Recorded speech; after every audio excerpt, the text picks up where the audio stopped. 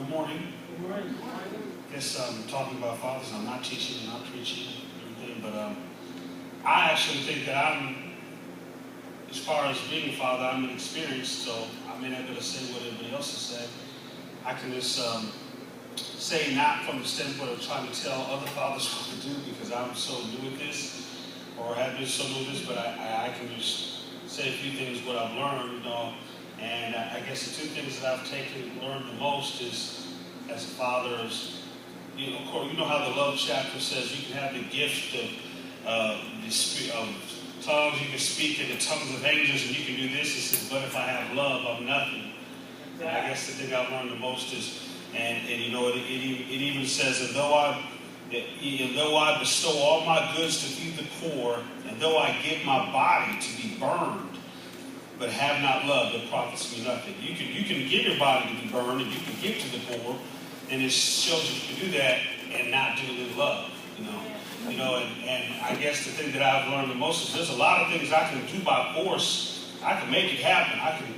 I can take a kid and chuck him out the window, but if I don't do it with love, it doesn't do any good. I can chuck a kid out the window with love, but if I don't do things, I can say something to one of the kids or say something to someone, but if I don't do it, I'm learning to do it all in love. And I guess I have learned that when it comes to a father, that as a father is not a father is a position. It's not whether it's biological, it's not whether it's not. It's because of your status and your position. And I guess I've found that as a father, I have to know who I am as a father. I can't look to, just like my dad did, I can't depend upon the kids and or the wife, or the mother, or the aunts and uncles, or whatever, to determine or validate that what I'm doing is okay and right. Like, oh, you're a good father, you're a good man. I gotta already know that. Because my dad definitely didn't look for that for me and my brother. He already knew what he was doing was right, even if we didn't agree with it. So he, and I think that helped a lot. And then I guess the other thing is the thing that is being led by the Spirit, because there's no manual. There's a couple of manuals, I guess, on how to be fathers, but I guess the best one is just being led by the Spirit. I can't go by experience because I've never been a father. That shows that learning stuff we have to get from God ourselves. And I want you to know the Bible right here talks about how to be a father. It talks about how to be a mother. The Bible says to discipline children, and then people in the world say, well, you shouldn't spank your kids because that's child abuse. I don't care what your manual says. I care what the word says. Okay?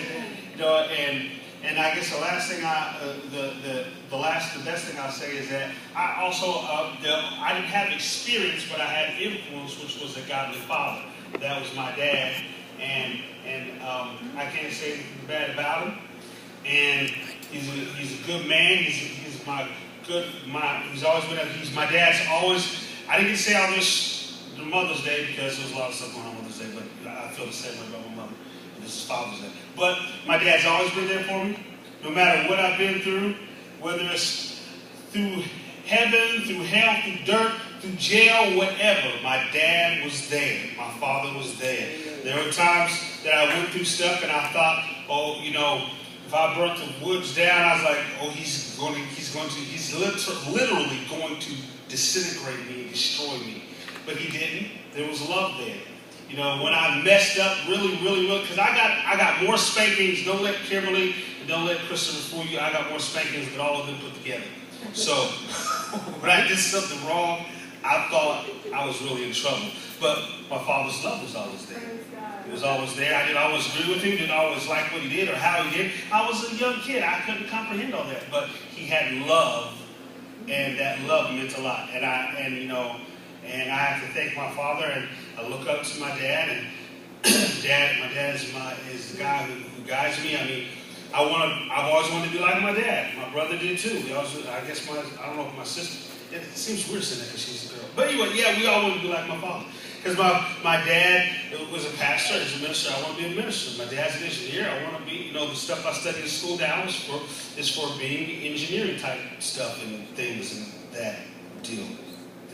anyway, he's my father. And I love my dad. He's the best man on the planet next to Jesus.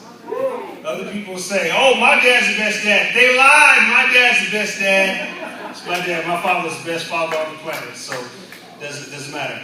And my dad, so Dad, I want to say happy Father's Day. I love you, Dad. You meant the world to me. You put a lot in us. Haven't seen it all come out yet. It's still coming out and stuff. And I just want to say happy Father's Day. And I pray that God will lead me to be a greater, even better father. And I think the other thing my dad instilled in me is that fathers, no matter how young you are, young men, listen to this. Look to older fathers to see what they tell you to do. And you say, well, they did this and they did that wrong. Well, wait till you get there and you do something stupid or wrong, okay? You think you ain't gonna do nothing wrong? Have some mercy. You know what I'm saying? Oh, he did this to me.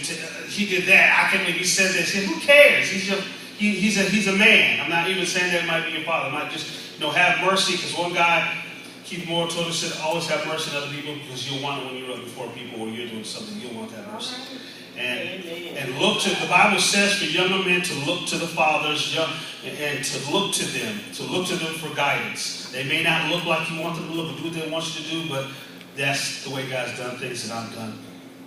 Praise God. Amen. Dad, will you straighten